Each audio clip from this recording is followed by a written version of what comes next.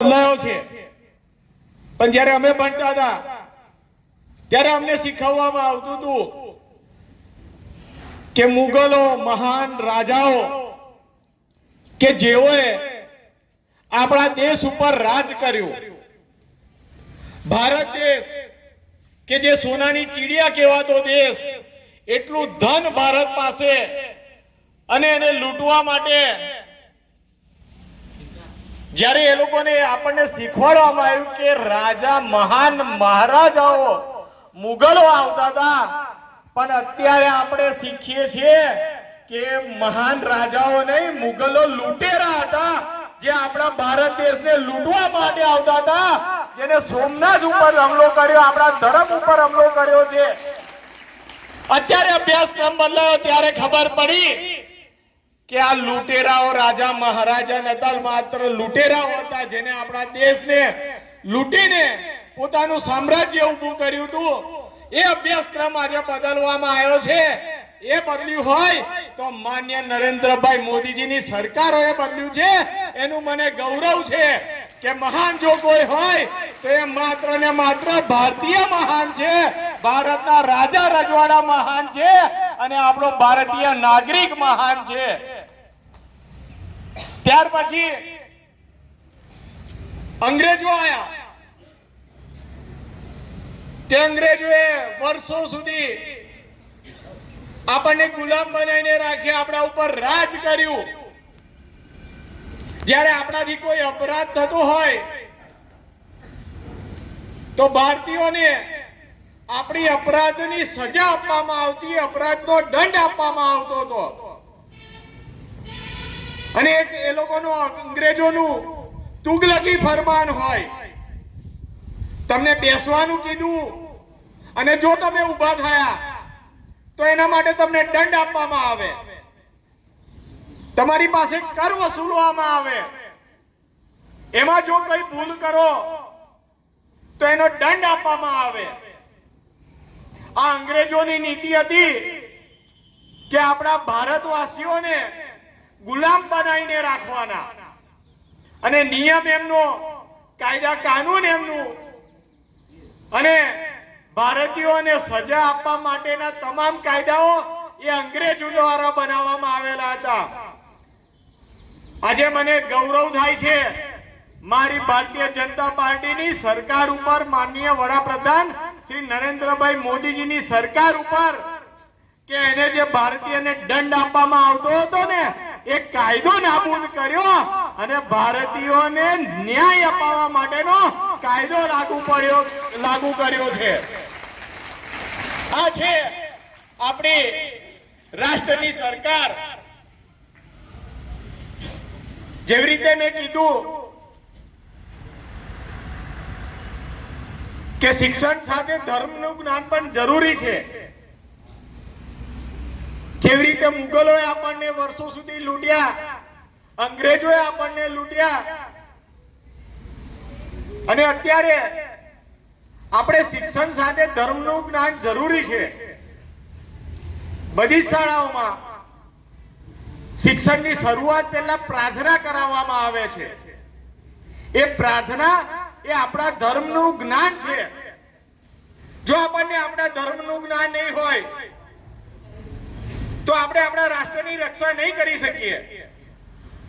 આપણે રાષ્ટ્રને તોડવા માટે સૌથી પહેલો હુમલો કરવામાં આવતો હોય તો આપણા ધર્મ ઉપર કરવામાં આવે છે, આપણા મંદિર ઉપર કરવામાં આવે છે.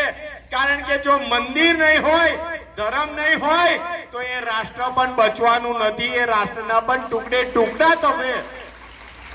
અને એટલા માટે જ આજે મને ગૌરવ થાય છે શ્રી સાગર વિદ્યાલય ઉપર કે જે રીતે શ્રીરામનો જયઘોષ થાય, હનુમાન ચાલીસાનું વાંચન થાય, હનુમાન ચાલીસાનું ગાન થાય, આથી મોટું ધર્મનું જ્ઞાન એ બીજી કોઈ શાળામાં ના મળી શકે.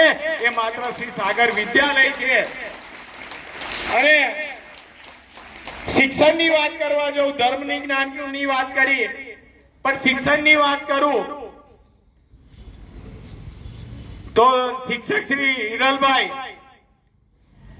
એ જ્યારે એમનો વિજ્ઞાન મેળાની કેટલીક કૃતિઓ લઈને આવ્યા હતા મને બતાવ્યું કે કેવી રીતે તાલુકા લેવલ, જિલ્લા લેવલ, રાજ્ય લેવલે આ શાળાના વિદ્યાર્થીઓ પોતાની કૃતિઓને આધારે ઇનામ મેળવે છે, સફળ થાય છે.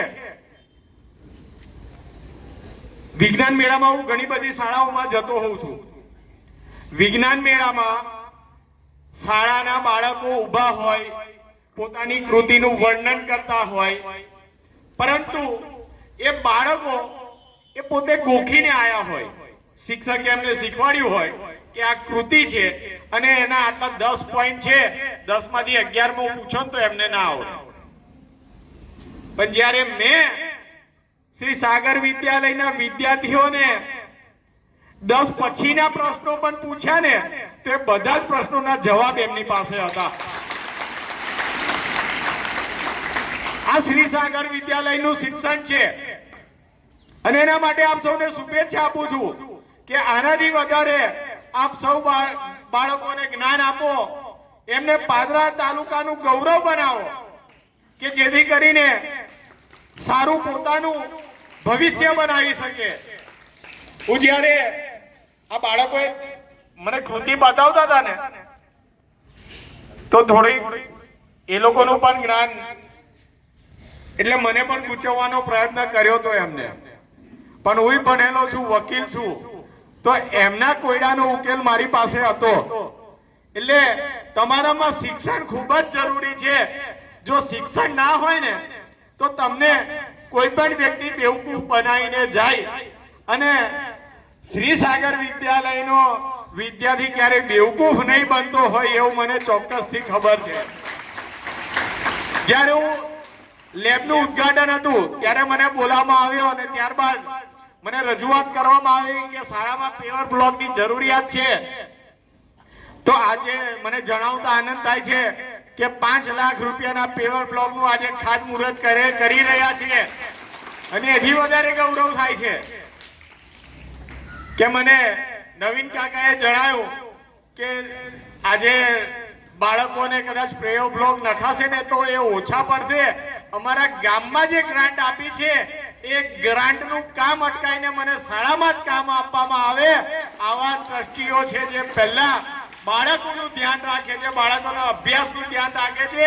અને એના કારણે જ શ્રી સાગર કેળવણી મંડળ દ્વારા આજે આટલા ગૌરવપૂર્ણ કામ થઈ રહ્યા છે અને બાળકોને આટલું સારું શિક્ષણ આપવામાં આવી રહ્યું છે. આજે આપણે આ પેવર બ્લોકની સાથે કુલ 34,50,000ના વિકાસના ચિત્રાલ ગામના કામોનું આપણે ખાતમુહૂર્ત કર્યું છે, જે ગામના હિતમાં આવનારા દિવસોમાં તમામ કામ વિકાસના એ તૈયાર થઈ જશે. અને એક વિકાસની ગાથામાં એક ચિત્રાલ પણ આગળ વધવા જઈ રહ્યું છે. જેવી રીતે મારી પાસે કેટલીક માંગણી મૂકવામાં આવે છે, તો બેનશ્રીએ મને જે વાત કરી, તો હું કહીશ કે શિક્ષણનું કામ હશે, વિકાસનું કામ હશે, કોઈને મદદ કરવાનું કામ હશે, તો એના માટે હું હર હંમેશ તૈયાર છું. મારી પાસે રજૂઆત કરશો તો તરત જ તમને કામ પૂરું કરીને હું આપી દઈશ. એની આપ સૌને હું બાહેધરી આપું છું. વાત કરી ધર્મની, શિક્ષણની, વિકાસની, પરંતુ એક ધ્યાન દોરવા માંગીશ આપ સૌનું કે ભારતીય જનતા પાર્ટીની બંને સરકાર, કેન્દ્રની વડાપ્રધાનની માન્ય શ્રી નરેન્દ્રભાઈ મોદીજીની સરકાર અને ગુજરાત રાજ્યની માન્ય મુખ્યમંત્રી શ્રી ભૂપેન્દ્રભાઈ પટેલ સાહેબની સરકાર દ્વારા સરકારી યોજનાઓ એટલી અમલમાં મૂકવામાં આવેલી છે કે કોઈ વ્યક્તિ જન્મે, હું તો એવું કહું કે જન્મતા પહેલા કોઈ દંપતી પોતાના પરિવારનું પ્લાનિંગ કરે છે, ત્યારથી લઈને માણસ જ્યારે સ્મશાન ગૃહમાં જાય છે ત્યાં સુધીની તમામ સહાય એ આ બંને સરકારો ભારતીય જનતા પાર્ટીની કરે છે. એટલી યોજનાઓ અમલમાં મૂકવામાં આવી છે, પરંતુ એનું જ્ઞાન આપણી પાસે નથી હોતું. આ તમામ યોજનાઓનો અમલીકરણ માટે